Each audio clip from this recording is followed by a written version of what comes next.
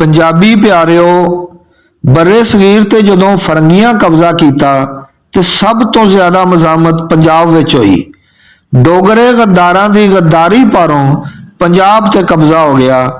इहदे बावजूद राय अहमद खान खरल की सूरत विच मजामत जारी रही। फरंगियां ने काढ़ कढ़ी जे इस मजामत नूं खत्म करन लई पंजाबी जबान नूं खत्म करना जरूरी है।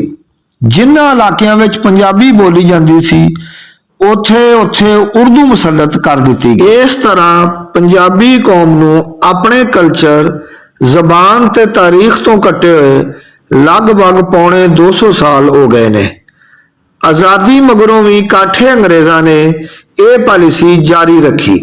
इस जबर के खिलाफ बहुत सारे पंजाबी कौम परस्त जिद्दोजहद करते रहे। पंजाबी लहर मुख्तलिफ मदारज तय करती हुई मौजूदा शक्ल तुहाडे सामने है।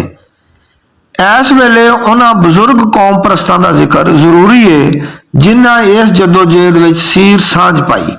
जिन्हां विचों जिक्रयोग कुछ ना आसिफ खान, शफकत तनवीर मिर्जा, राजा रसालू, इकबाल सलाउद्दीन, एडी एजाज, इकबाल जख्मी ते इन्हां तो बाद मुश्ताक भट्ट, प्रोफैसर जमील अहमद पाल, प्रोफैसर सईद खावर पुट्टा, चौधरी इलियास घुम्मण ते इन्हां दे नाल नाल 80 दी दहाई विच प्रोफैसर अरशद इकबाल अरशद, कसवर मुबारक भट्ट, प्रोफैसर डॉक्टर वकास भट्ट, मुदस्सर भट्ट, आतिश कियानी, प्रोफैसर मुश्ताक आदल काठिया, उमर मोटा ते होर बहुत सारे पंजाबी सेवक सीर सांझ पाते गए।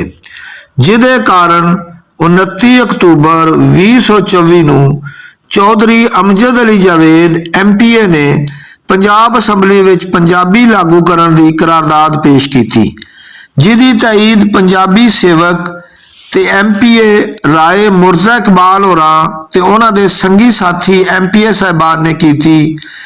इस तरह यह करारदाद मुतफिका तौर पर मंजूर हुई।